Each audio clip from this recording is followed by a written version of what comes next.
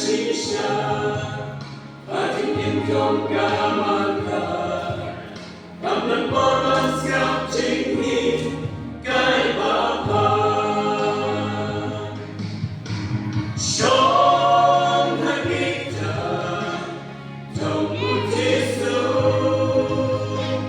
ai qua, anh siêu kitin trong Pakundo kuhikayani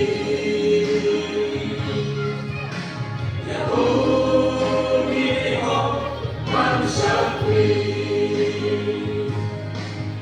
Nalibuka rusa Kajin yang dimakan Bapak izin tempati Jusisya Jangan lupa, pasal jadi cintikan. Nama kilom magodong Tuhan. Shong hakikan, tunggu Yesus. Ayo lupa, pasal pikir jauh. Pakundo kuhikayani Yahudi ho manusiawi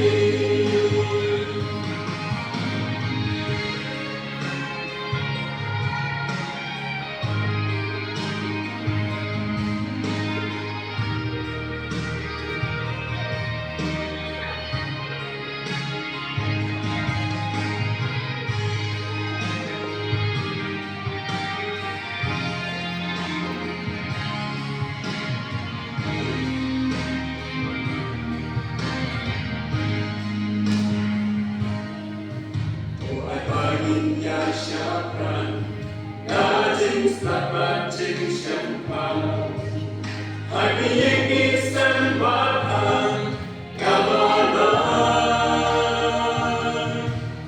Aku yang mengakun, hidup memagin nyempon, dapatkan luka lengkap magoton.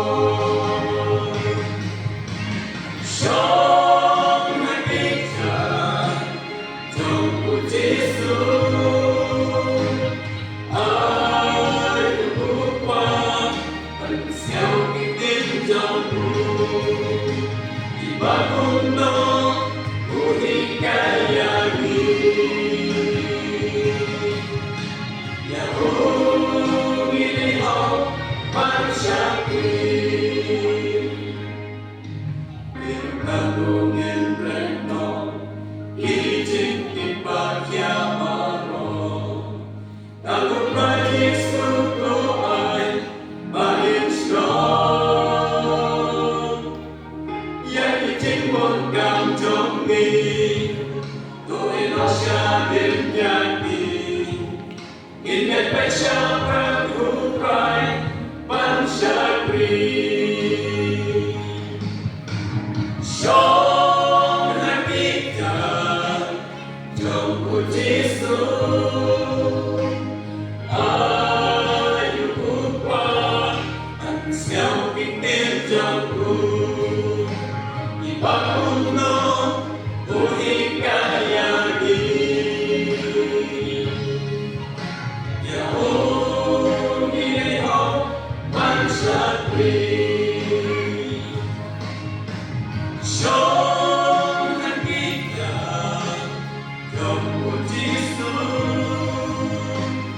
Ayo lupa, manusia pikir jauh Pakundo kuhikayani Yahudi